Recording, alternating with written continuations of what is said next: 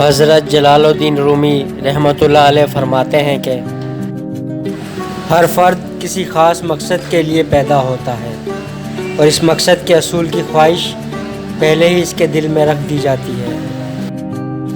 جب تو مرض میں مبتلا ہوتا ہے تو اپنے گناہوں کی معافی مانگتا ہے۔ یہ اس بات کا ثبوت ہے کہ تیری بیماری نے تجھے غفلت سے جگا دیا ہے۔ حضرت جلال الدین رومی رحمۃ اللہ علیہ فرماتے ہیں کہ عقل کو خواہش پر فضیلت حاصل ہے، کیونکہ عقل زمانے کو تمہارے ہاتھوں میں دے دیتی ہے، جبکہ خواہشیں تمہیں زمانے کا غلام بنا دیتی ہیں۔ زخم وہ جگہ ہے جہاں سے آپ میں روشنی داخل ہوتی ہے۔ حضرت جلال الدین رومی رحمۃ اللہ علیہ فرماتے ہیں کہ اگر تو بیکار پتھر ہے تو کسی صاحب علم کے پاس بیٹھ، گوہر بن جائے گا۔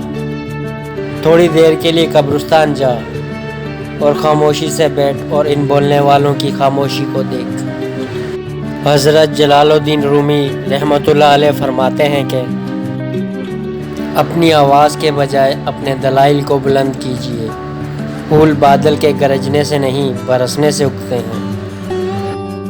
جسم پر روح کی شرافت کو اس سے سمجھ لو کہ جسم کی پرورش روح کرتی ہے، بغیر روح کے جسم کی قدر ذلیل شے کی ہے، اس سے مٹی میں دفن کر دیا جاتا ہے۔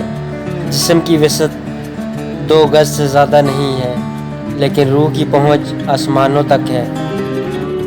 حضرت جلال الدین رومی رحمۃ اللہ علیہ فرماتے ہیں کہ بے شک مشکل وقت بتا کر نہیں آتا، مگر سکھا کر اور سمجھا کر بہت کچھ جاتا ہے۔ صبر کبھی نہ مانگو، کیونکہ صبر کسی چیز کو کھو دینے کے بعد حاصل ہوتا ہے۔ ہمیشہ سکون مانگو، سکون حاصل کرنے کے لیے کسی چیز کو کھونا نہیں پڑتا۔ حضرت جلال الدین رومی رحمۃ اللہ علیہ فرماتے ہیں کہ دل ایک آئینہ ہے، اگر وہ بدی سے پاک ہے تو اس میں خدا بھی نظر آ سکتا ہے۔ جو ہماری قسمت میں ہے وہ ہمارے لاکھ نہ چاہنے کے باوجود ہمیں ہی ملے گا۔ اللہ کو ہمارے مشوروں کی ضرورت نہیں ہوتی، ہم بشر ہیں، مخلوق ہیں، ہمیں اپنے حدود میں ہی رہنا چاہیے۔ تیری داڑھی تمہارے بعد پیدا ہوئی مگر سفید ہو گئی، لیکن تو ابھی تک ویسے کا ویسا ہے، کالا۔